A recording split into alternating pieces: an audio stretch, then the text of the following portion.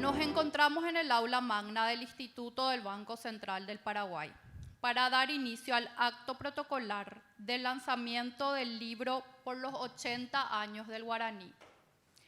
Cedemos el uso de la palabra al doctor Carlos Carvalho, presidente del Banco Central del Paraguay. Muchas gracias, Magalí. Antes que nada, muy buenos días a todos y muchas gracias por acompañarnos en este día tan especial. Realmente nos honran todos hoy con su presencia. Tal vez iniciar diciendo que el Banco Central tiene una larga tradición, digamos, de contribución al conocimiento y al debate en temas académicos, básicamente vinculados a la economía, al derecho y otros temas, digamos, de interés. Y esta casa, de alguna manera, es, como nosotros la vemos, la casa, digamos, académica, la casa del conocimiento, la casa de la formación, digamos, el Instituto del Banco Central, que ha albergado, digamos, capacitaciones, debates, presentaciones de trabajos técnicos, etcétera, ¿verdad? Y el Banco Central, a lo largo, digamos, de su historia, a lo largo de los años, ha contribuido no solo al debate, a la formación, sino que ha dejado, digamos, testimonios, legados concretos, digamos, en lo que pueden ser básicamente trabajos técnicos, estudios, informes, etcétera. Y libros, digamos, ¿verdad? Si nosotros hacemos un recuento de los últimos tiempos, uno podría decir que el Banco Central está lanzando prácticamente un libro por año, digamos, ¿verdad? Y en este contexto para mí es un honor, como presidente del Banco Central, iniciar la presentación de este libro, que además es un libro muy especial, digamos, ¿verdad? Este libro denominado 80 años del guaraní fortaleciendo la soberanía monetaria en la era digital.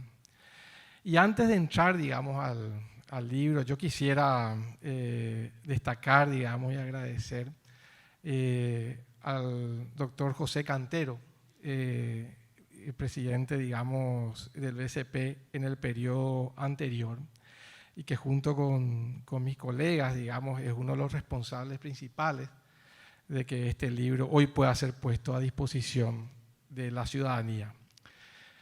Y en ese contexto decir también que no es un hecho menor que el libro, pues si ustedes de alguna manera abren el libro en sus primeras páginas, no es un hecho menor, digamos, que el libro tenga dos prologuistas, el actual y el anterior presidente del BCP, sino más bien, yo diría, es la expresión misma de lo que el libro finalmente quiere transmitir, la fortaleza institucional que sostiene la estabilidad monetaria de nuestro país. Se explica, entre otros aspectos, por el hecho de que quienes llegan a presidir el BCP se posicionan sobre un fundamento construido a lo largo del tiempo y que es un legado de todos quienes lo precedieron. Digamos, la primera responsabilidad de quien asume la conducción del Banco Central es preservar y potenciar el fortalecimiento de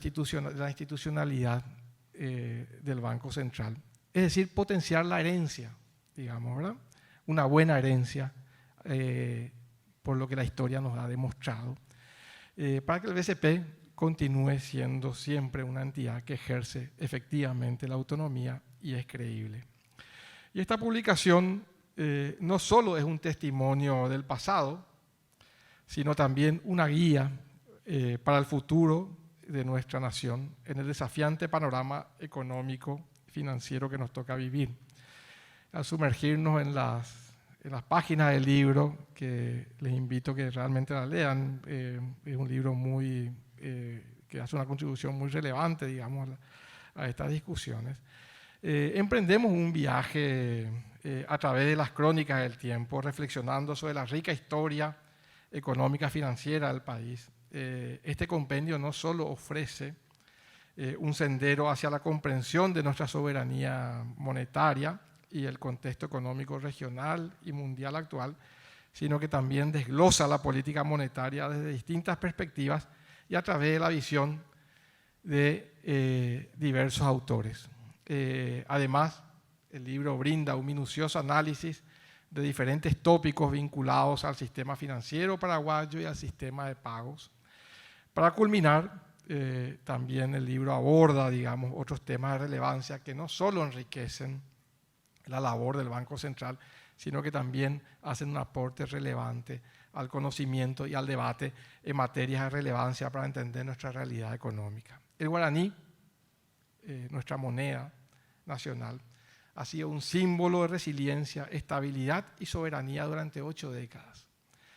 Su historia está entrelazada con los triunfos y desafíos que han moldeado nuestra nación y sirve como testimonio de la dedicación del pueblo paraguayo frente al cambio. El libro de alguna manera quiere homenajear esos hechos. Y el guaraní no es solo un signo monetario que cumple eficazmente con las 3 funciones del dinero, la de ser medio de cambio, unidad de cuenta y depósito de valor, sino que es la expresión misma de la fortaleza de la institucionalidad económica, responsable por la valoración que tiene hoy la estabilidad macroeconómica de nuestro país en el imaginario colectivo de los paraguayos y que representa tal vez el primer gran acuerdo político y social no escrito que conforma una política de Estado que trasciende gobiernos y ciclos políticos. En este sentido, cabe destacar que el guaraní es una de las monedas más estables y antiguas de la región, y al ser la economía paraguaya una economía pequeña y abierta al mundo, mantener esta estabilidad ha implicado un particular desafío debido a los diferentes y recurrentes choques externos a los que estamos acostumbrados en nuestra economía. La economía paraguaya ha construido una resiliencia económica a lo largo de décadas, sustentada en políticas económicas responsables que permitieron una acumulación de equilibrios económicos y, por ende, colchones que han permitido enfrentar los impactos que provenían de la región y del mundo. Celebrar los 80 años del guaraní no solo constituye un hito para la historia monetaria local, sino que es una humilde contribución en calidad de evidencia empírica internacional que da cuenta de que un manejo responsable de la política económica en el marco de un adecuado diseño institucional y que es además una condición necesaria para lograr un salto de calidad en el desarrollo socioeconómico. En el contexto de la era digital, que es también un tema que destaca el libro, donde la innovación es rápida y global, la resiliencia del guaraní se vuelve aún más evidente. El libro que celebramos hoy no solo narra nuestra historia monetaria, sino que también arroja luz sobre las estrategias que nos han permitido fortalecer nuestra soberanía monetaria en esta era de la digitalización. La revolución digital ha traído tanto oportunidades como desafíos al mundo financiero. En el Banco Central reconocemos la necesidad de adaptarnos, innovar y abrazar los avances tecnológicos al tiempo de salvaguardar los principios fundamentales que definen nuestro sistema monetario. El guaraní, impregnado de tradición, se encuentra en la intersección entre la historia y el progreso. Mirando hacia el futuro, es imperativo que aprovechemos los beneficios de la digitalización para mejorar la inclusión financiera, fomentar el crecimiento económico y reforzar nuestro compromiso con la estabilidad monetaria. El Banco Central está dedicado a adoptar tecnologías de vanguardia que no solo agilicen las transacciones financieras, sino que también garanticen la seguridad e integridad de nuestro sistema monetario. Este libro es producto de la investigación, rigurosidad y esfuerzo de un grupo de técnicos especialistas, de responsables de política en diferentes niveles y ámbitos. Un grupo amplio y diverso, pero que tienen en común la convicción y sentido de responsabilidad por transmitir que la estabilidad monetaria y financiera se construye día a día con políticas y con señales, con responsabilidad y con compromiso. Este libro conforma un legado que, además de documentar rigurosamente un proceso que es motivo de orgullo para los paraguayos, nos compromete a todos a velar por la sostenibilidad de su fortaleza. Al concluir, quiero expresar mi gratitud a los autores, investigadores y a todos aquellos que contribuyeron a la creación de esta crónica de nuestra herencia monetaria y nuestro futuro económico. Que 80 años del guaraní nos inspire a seguir fortaleciendo nuestras bases económicas, abrazando la innovación de manera responsable y defendiendo la soberanía de nuestro querido guaraní en la era digital. Muchas gracias a todos nuevamente y que el guaraní continúe siendo un símbolo de nuestro orgullo nacional y de resiliencia para las generaciones que se vienen. Muchas gracias.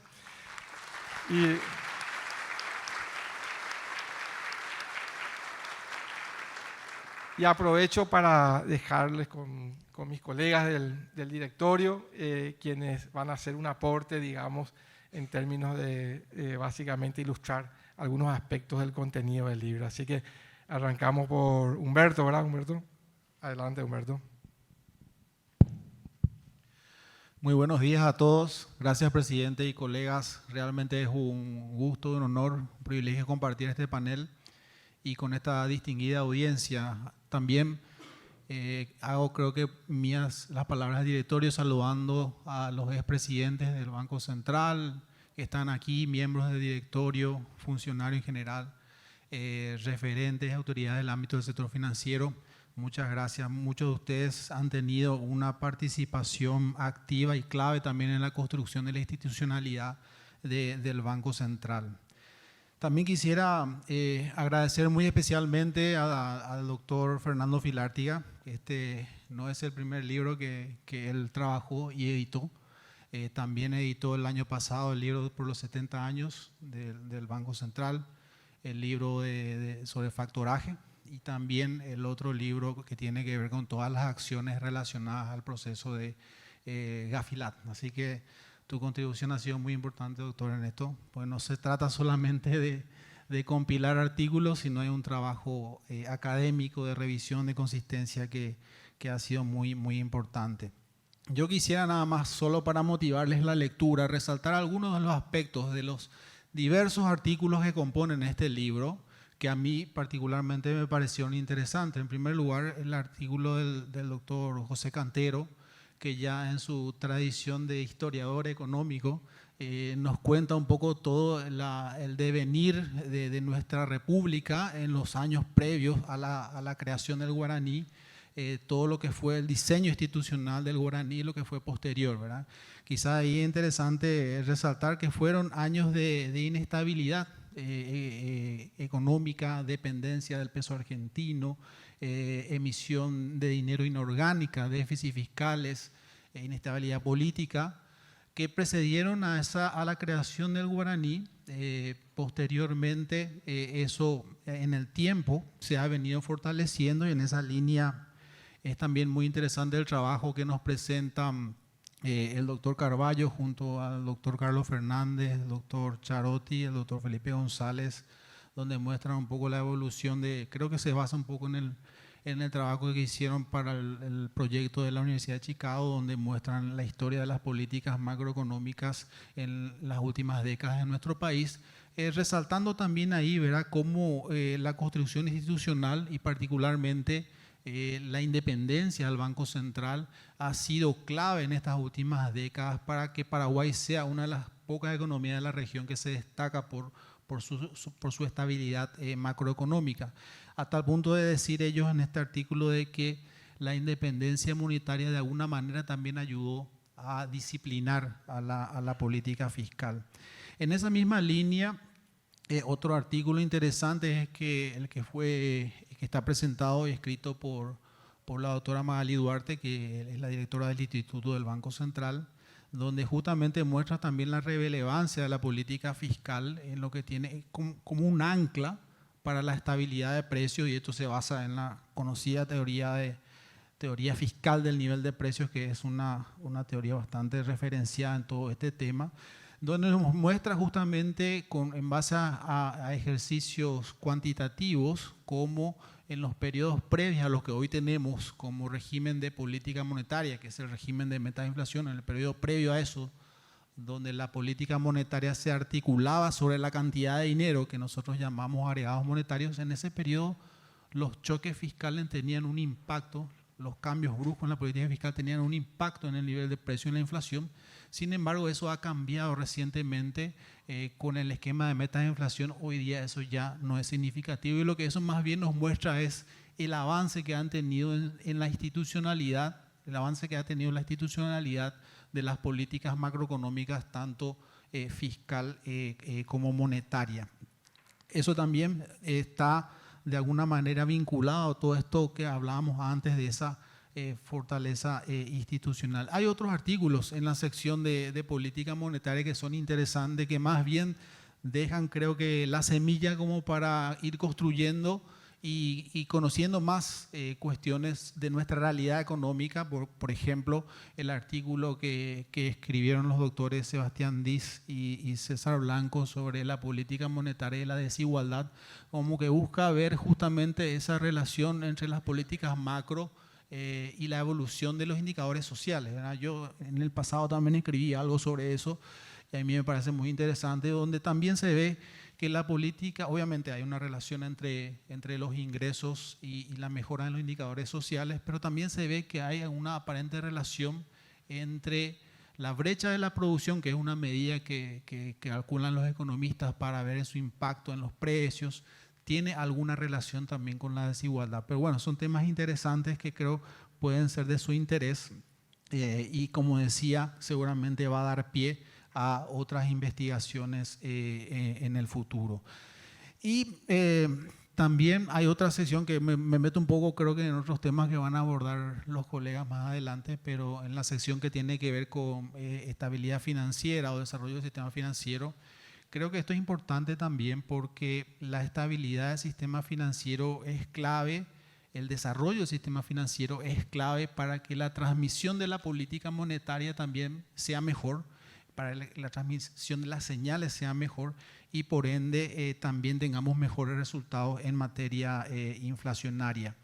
Y ahí, bueno, yo escribí un artículo sobre regulación o los avances en materia de regulación, donde le agradezco mucho al doctor Hernán Colmán y a todo el equipo de estudios económicos por la revisión que hicieron del artículo, donde básicamente muestro que la regulación financiera, o hablo de que la regulación financiera es importante, por supuesto, no solo para una correcta gestión de los riesgos, del capital, para mantener una solvencia y estabilidad del sistema financiero, sino también la regulación puede jugar un papel en el desarrollo del sistema financiero. Entonces, de esa perspectiva, yo cuento ahí los últimos avances que se han dado en lo que tiene que ver, por ejemplo, con normas de gobernanza corporativa en el ámbito financiero, normas que tienen que ver con transparencia informativa en cuanto al reglamento de tasas de interés también reciente, así como otros avances como computación en la nube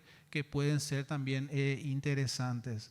Bueno, y como les decía, todo el libro está muy bien articulado, hay una consistencia y un relato que pueden ver argumentos comunes donde se resalta, como ya les decía antes, la importancia de esta construcción institucional, de la fortaleza institucional para conseguir los resultados que tenemos en cuanto a estabilidad de precios y una moneda que se destaca en la región. Así que les invitamos muy cordialmente a que lo lean y lo disfruten. Muchas gracias.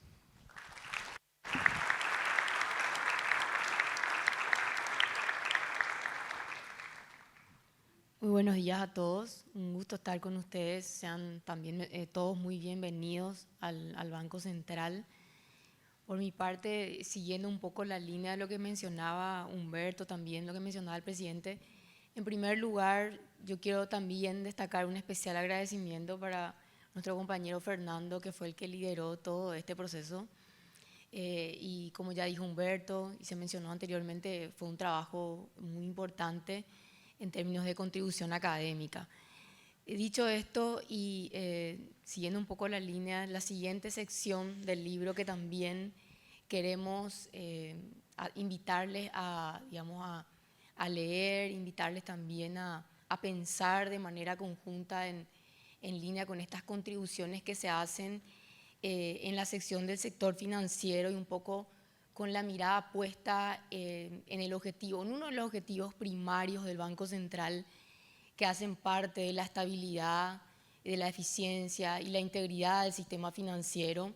Varios autores, tanto del sector privado como colegas del Banco Central, han contribuido en esta línea, mirando un poco hacia atrás, todo lo que tiene que ver con nuestra historia en materia de desarrollo financiero a lo largo de estos años y cómo pudimos construir institucionalidad, lo importante que es tener una buena regulación para que el sistema financiero pueda tener un desarrollo adecuado y consecuentemente también el efecto que tiene el desarrollo del sistema financiero en el desarrollo económico. Y en esa línea va la contribución de nuestro colega Humberto, que mencionaba ya hace rato, con varios indicadores muy específicos que me parece muy interesante compartir, indicadores que tienen que ver con el desarrollo relativo, haciendo un poco un análisis también quizás comparativo con algunos países de la región en donde se ve un espacio importante todavía de avance, de crecimiento,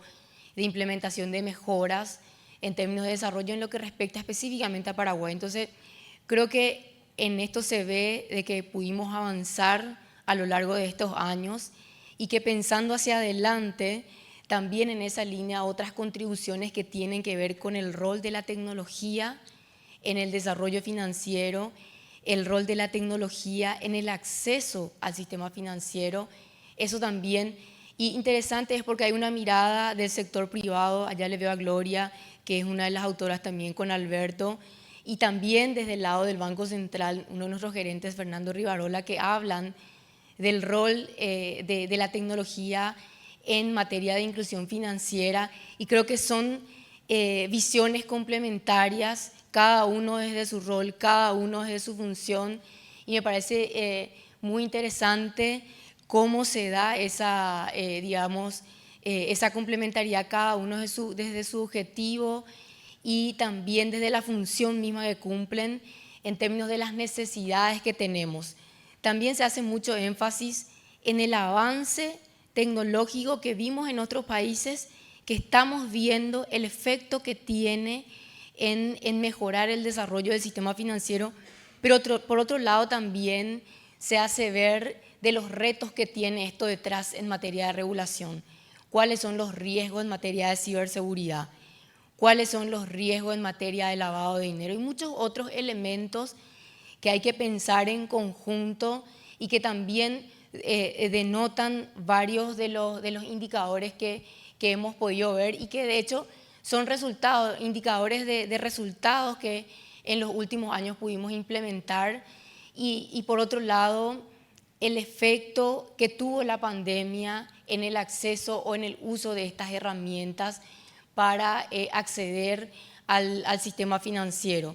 Hubo un crecimiento importante, digamos un crecimiento a raíz de este elemento que fue la pandemia y que nos forzó un poco a todos a repensar todas las formas de entregar servicios desde el sistema financiero, desde el sector público, y creo que también ahí se da una complementariedad y se deja reflexiones de lo que fue esa experiencia y un poco también de los desafíos que nos dejan para adelante. Y así muchos otros elementos que tienen que ver con proyectos que está impulsando el Banco Central en materia de garantías mobiliarias. Hay un desglose bastante importante y del efecto que va a tener eso también de nuevo en el acceso al sistema financiero, principalmente para las MIPYMES. Y por otro lado, un artículo que escribí con uno de los colegas del banco, Samuel, no sé si está por ahí, y lo interesante es que de este artículo, que por último quisiera destacar, que cuando pensábamos en cómo encarar este apartado que tiene que ver con el sistema de pensiones, hablábamos de un reto, hablábamos de la importancia de pensar en la gobernanza, hablábamos de la importancia de regular el sistema y el efecto que tiene también en la estabilidad del sistema financiero. Hoy es una realidad, creo que ha sido un avance importante, hay un nuevo elemento dentro de nuestro sistema institucional y dentro de nuestra arquitectura institucional, que tiene que ver con la creación de esta herramienta de regulación y supervisión del sistema de pensiones. Entonces, pensando hacia adelante, la independencia técnica que pueda tener esta instancia va a ser muy importante a la hora de su implementación. Creo que en esa línea está pensada la norma, en esa línea fue construida. También es una herramienta que lleva muchos años de discusión. Entonces, eso me parece que va a ser un hito y también va a tener un efecto importante en materia de desarrollo del mercado de capitales, donde el Banco Central en cierta medida va a tener un rol. El presidente del Banco Central es parte de ese consejo. Entonces, se vienen muchos desafíos hacia adelante en materia de regulación y creo que es importante que pensemos entre todos los desafíos que se vienen y la implementación de estas nuevas normas. Creo que el libro nos ayuda a pensar en esa línea. Muchas gracias.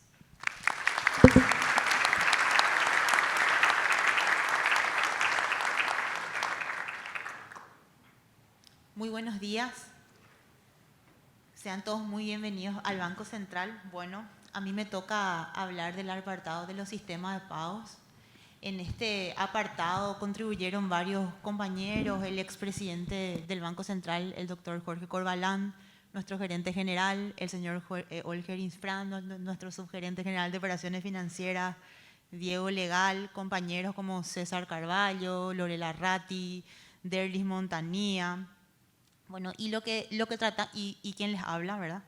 Y lo que tratamos de hacer un poquito es resumir la historia de lo que fue o lo que es el éxito de este sistema de pagos, y también contar los logros recientes y los desafíos a futuro. Bueno, sí, les animo a leer, es muy interesante.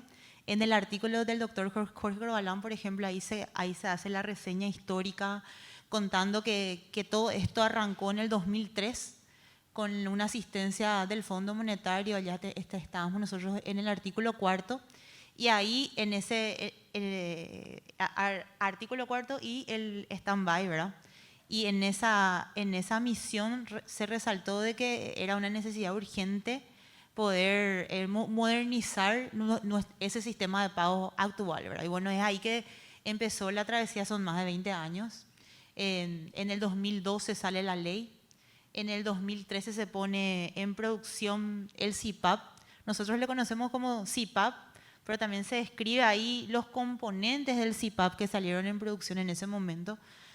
Uno es la LBTR, que es el sistema donde se liquida las operaciones mayoristas, la depositaria de valores, que es donde se custodia los títulos públicos, tanto los bonos del Tesoro como las letras de regulación, y la ACH, que es un componente complementario a la LBTR, que lo que hace es liquidar en lotes, ¿verdad? Yo le hablo de mayoristas, pero en realidad nosotros nunca tuvimos esa diferenciación. Después voy a ir al minorista que sacamos en producción el año pasado, y ese esquema mayorista arrancó pero con operaciones desde un guaraní, ¿verdad? Bueno, es así también que se da la coincidencia de que en el 2011 se implementó las metas de inflación en el Banco Central, pero esas metas de inflación se consolidaron con la implementación de la depositaria, porque todas las ventanillas de liquidez de la implementación de la política monetaria está dentro de lo que es el esquema del CIPAP, dentro de lo que es la depositoria de valores. Así que el éxito de la implementación de las políticas monetarias, el Banco Central también tiene su foco en la implementación del CIPAP y esas ventanillas, ¿verdad? Bueno, y desde el 2013 que salimos en producción, este año cumplimos 10 años, ¿verdad? Es todo un logro que celebramos, y por detrás hay muchos compañeros que trabajaron, y también el sistema financiero que pone su parte, ¿verdad? Porque no es un trabajo solo nuestro, sino que también del sistema que hace las actualizaciones. Y bueno, desde el 2013 a la fecha hay muchísimas cosas que se sacaron en producción. Yo voy a tratar de resumir las más importantes, ¿verdad? en el 2014 nos pudimos conectar con las operadoras a medio de pagos. En el 2017 ampliamos el horario. Nosotros arrancamos con el CIPAP de 8:30 a 15:30. Imagínense que yo hoy les diga que solamente van a poder hacer transferencias hasta las 3:30 de la tarde, ¿verdad?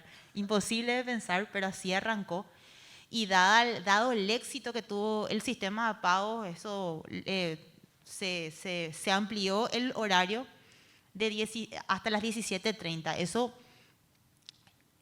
uno cierra a las 17:30, pero todo lo que es el back office, los compañeros de contabilidad del banco y del sistema financiero saben que a veces hay que quedarse hasta las 8, las 9 de la noche. Entonces implementó toda una política de horarios escalonados, etcétera, tanto en el Banco Central como en el sistema financiero. Fue todo un desafío y lo logramos. Luego vino la pandemia y en el 2020 extendimos ese horario hasta las 20 horas, ¿verdad? Yo recuerdo que tuvimos acá conversaciones con el gerente general, tuvimos reclamos tanto internos como externos, ¿verdad? Porque tiene sus características. Y 2020 con la pandemia, donde la gente tenía miedo de tocar un billete porque tenía miedo de que le podía contagiar el COVID, ¿verdad? Y realmente tuvo un crecimiento exponencial. El CIPAP fue impresionante. La gente se tuvo que adaptar. El que no sabía hacer transferencias tuvo que aprender de alguna manera. Y fue así donde nosotros dijimos, bueno, nosotros tenemos un esquema mayorista, necesitamos ir por un esquema minorista. Esto urge. Y en el 2020 empezó el proyecto del SPI, que es el cuarto módulo del CIPAP, ¿verdad? Primero el EBTR, la depositaria, la ACH y el cuarto módulo del sistema de pago instantáneo. Y a otros países les lleva muchos años. Nosotros tuvimos el récord, yo creo que de la mano del sistema financiero, de implementarlo en un año. En el 2021, en mayo, el 23 de mayo salimos en producción con el sistema de pagos instantáneos con la parte de transferencia de créditos, que es las transferencias comunes y habituales. Y ahí pudimos extender las transferencias a 24 horas, 365 días al año. Y realmente, no hace falta que yo les cuente, es todo un éxito, ¿verdad? Este año sacamos las funcionalidades que si bien están en producción y tienen un bajo uso todavía, yo creo que eso se va a ir incrementando a lo largo de los años. Y por citar nada más, las funcionalidades son el alias, la devolución de fondos, la solicitud de devolución de fondos, los subparticipantes y los iniciadores de pagos y solicitud de pagos, ¿verdad? Que todo esto son funcionalidades que van a ayudar, algunos ya son servicios de pago que van a ayudar que a través de un POS o cosas más innovadoras se puedan hacer transferencias de pagos. Bueno, acá mi ayuda a memoria me dice que me olvidé de dos cosas muy importantes. Uno que es en el 2019, que sacamos la cámara compensadora de EMPES, que son las telefónicas. En el 2020 también lanzamos, que salió este año en agosto en producción, la interconexión con la Bolsa de Valores, el proyecto Netiva, que eso facilita el mercado secundario de títulos públicos. Eso hace que que a futuro podamos tener una curva más dinámica, también favorece a la política monetaria, ¿verdad? O sea, tiene muchos componentes positivos y reduce, por supuesto, los riesgos de operativas manuales que teníamos hasta esa fecha, ¿verdad? Bueno, y después en los subsiguientes capítulos hablan de cuáles son los desafíos a futuro, ¿verdad? Y un desafío a futuro es fortalecer la vigilancia de los sistemas de pagos. Nosotros somos los últimos, siempre digo, somos los últimos que salimos en la región con los sistemas de pago.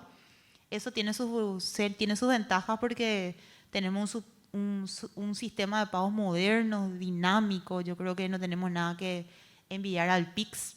Sí, el uso del alias y otras funcionalidades, ¿verdad? Pero están ahí las herramientas. Pero así como el mundo va evolucionando, falta regular ciertos actores dentro del sistema de pago. Eso es uno de los desafíos del Banco Central a futuro. regular lo que es fintech, pasarelas de pago, operadoras de medios de pago, procesadoras, etcétera. Porque nosotros pusimos nuestro foco en estos 10 años en el sistema de pago del Banco Central del Paraguay, pero en realidad nosotros somos reguladores de los sistemas de pago, ¿verdad? Entonces ese es un gran desafío que nos aguarda en los próximos años. Bueno, también está la desmaterialización de los certificados de ahorro, se habla en el capítulo, es algo que hay que ver cómo abordamos en los próximos años. No podemos seguir con un esquema cartular en un mundo digital. Y el último capítulo, para no aburrirles y por favor que lean, ¿verdad? No spoilearles todo el capítulo de los autores, habla del CBDC, que es la moneda digital de los bancos centrales.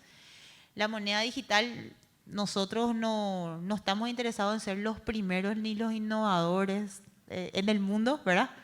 Pero como Banco Central no podemos desconocer de que eso se viene, de que eso tiene su fortaleza tanto para inclusión financiera, para la digitalización de pagos y estar a la vanguardia de los avances de los próximos años.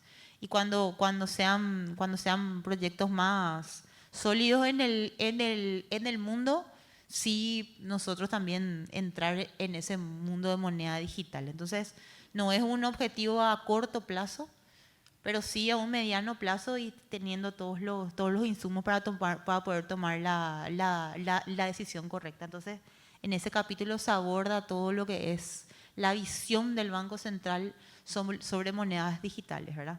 Y bueno, terminar diciendo de que nosotros creemos de que el sistema de pagos es un bien público que agrega valor a la economía, que fortalece la inclusión financiera y ayuda al control del lavado de dinero. Así que el compromiso del Banco Central va a seguir siendo apostando en nuestro producto estrella, ¿verdad?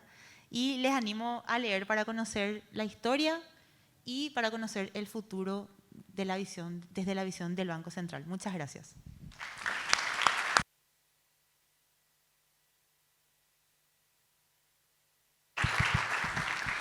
Yo coincido en que lo más sabio es ya invitarles a leer el libro. Afortunadamente pueden hacerlo porque cada uno retira una copia, ¿verdad?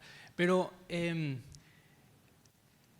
quizá en este punto del diálogo, bueno, ya fue explicado de una manera, digamos, comprensiva el hilo conductor de esta obra, en el sentido de que empezamos con la historia del guaraní, la creación en el año 1943, los antecedentes, porque la historia del guaraní es también la historia del Banco Central del Paraguay. El guaraní no nace con el Banco Central del Paraguay. Pasando a la política monetaria, que mencionaba el doctor Colmán, el sistema financiero, la señora Carmen Marín, el sistema de pagos, la señora Lía. Entonces, ese es el hilo conductor de la obra. Y finalmente un capítulo de misceláneas donde no por la generalidad se pierde la profundidad. Pero voy a ir a cuestiones más estructurales que hacen al libro y que hacen a su importancia y a su significación.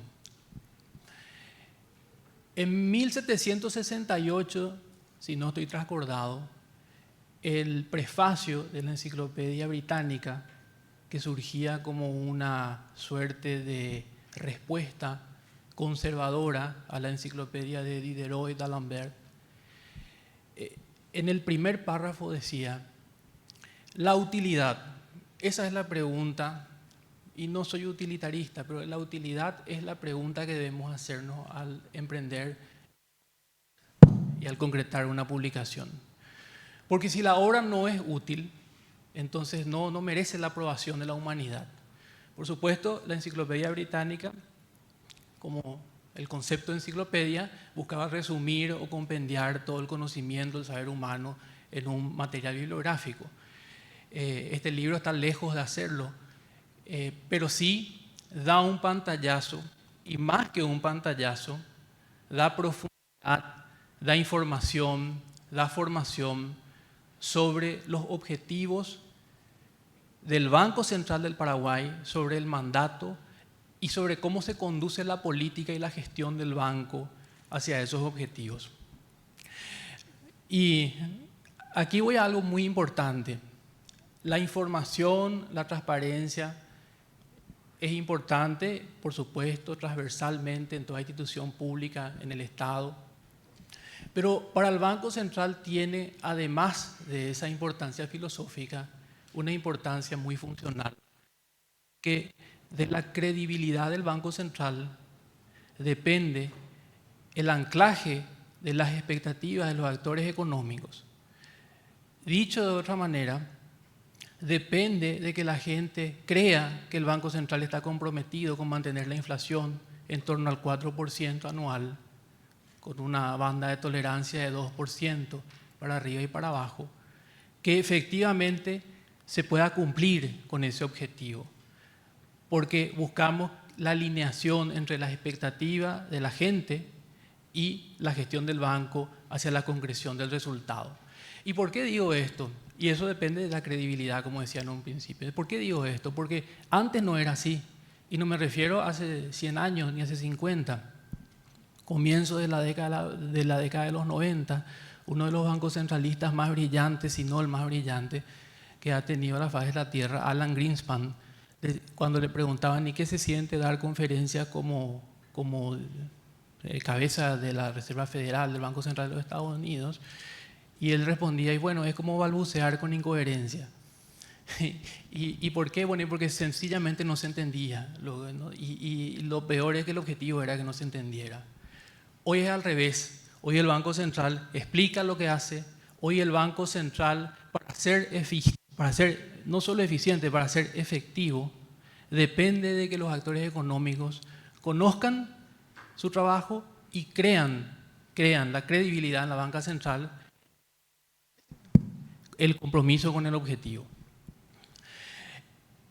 Conversando con un colega, con un amigo de mi más caro afecto, hace un tiempo, me decía, el problema con el Banco Central es que ustedes a veces parecen encerrados en sí mismos.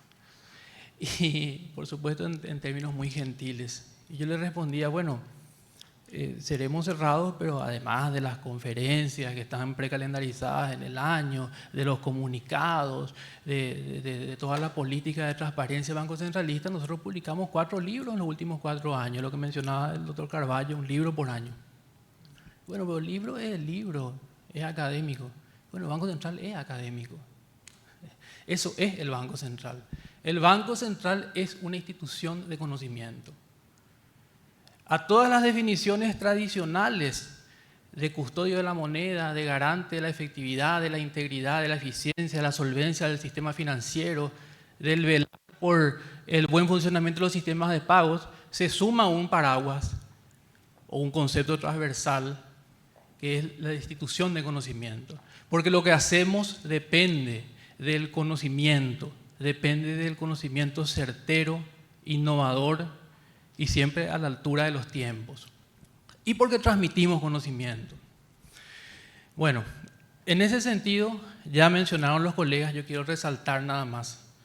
Primero, agradezco mucho las referencias y merecidas, pero nobleza obliga, al menos desde mi punto de vista, expresar que si este libro se publica es por una serie de factores y lastimosamente me olvidaré de algunos, pero quiero mencionar los que considero más importantes. En primer lugar es que este sea el Banco Central, porque este es un año de cambios políticos donde otras instituciones pueden haber tenido una transición más o menos rocosa. En el Banco Central nosotros estábamos, entre otras cuestiones de continuidad y de intertemporalidad, culminando un libro. Y depende de la decisión del directorio, de la decisión institucional, no de un miembro, no de un presidente, sino del directorio. Y de un directorio extendido, que ya como mencionó el presidente, mencionaron los colegas, incluye como un artífice principal al señor José Cantero, quien no solamente propuso, sino que estuvo hasta el detalle involucrado en la elaboración del libro. Entonces, eso dice mucho, es un simbolismo demasiado importante de intertemporalidad, de institucionalidad. Cuando decimos autonomía del Banco Central, ¿por qué? porque no podemos estar ligados al ciclo político, ni a cortoplacismos. El libro entonces es un simbolismo. En segundo lugar, de la voluntad de los técnicos del Banco Central, porque finalmente el libro debe ser escrito más allá de la voluntad político-institucional de hacerlo, y en ese sentido lo difícil en el banco es limitar más que ampliar las contribuciones, porque afortunadamente tenemos un plantel que verdaderamente es sólido intelectualmente, está en la última milla del avance científico y sobre todo tiene una predisposición y una disponibilidad admirable y merecen verdaderamente un gran aplauso en este punto.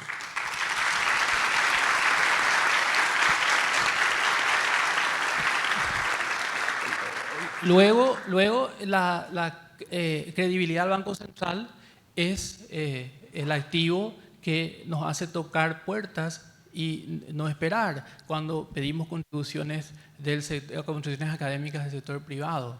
La gente quiere participar en las publicaciones del Banco Central porque sabe de la seriedad, porque sabe del prestigio que tienen en base a lo antes mencionado. Y finalmente, el mundo.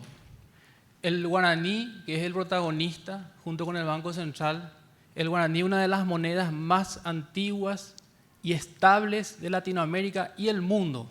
Y eso no lo dice el doctor Carballo, no lo decimos nosotros, eso lo dice Cristalina Georgieva en el prólogo que dedica al libro. Guaraní se ha consolidado como una de las monedas más antiguas, eso no, en principio no es lo esencial, más estables a lo largo de los últimos 80 años en el mundo.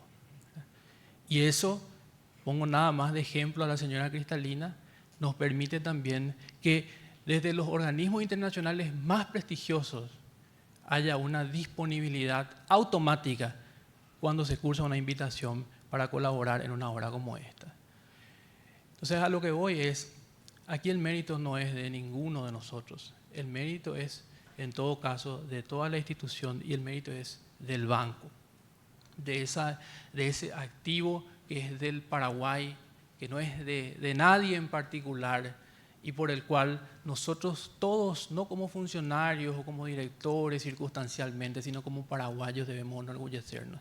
Y bueno, ahora vuelvo a lo más sabio, que es invitarles a leer y agradecerles mucho por su presencia.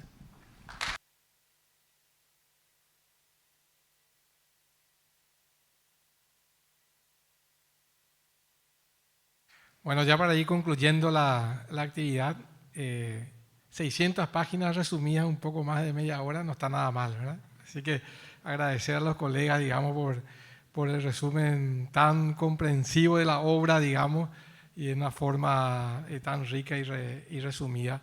Volver a agradecer a todos por su presencia. Aprovechar también el espacio para reparar una omisión, digamos, que mis colegas me recuerdan, digamos, en sus alocuciones que hice, digamos, al inicio de casa. Yo creo que si bien lo que dice Fernando es verdad, digamos, esta obra es una obra que de alguna manera refleja lo que es el Banco Central. De alguna forma también no es menos verdad, digamos, que el esfuerzo individual por detrás de una obra de esta naturaleza debe ser de alguna manera explicitado, valorado y reconocido, ¿verdad? En ese sentido, Fernando, vos tuviste un rol demasiado importante, digamos, en la elaboración de este libro. A mí me tocó contribuir, digamos, con otros colegas ya fue de fuera del Banco Central.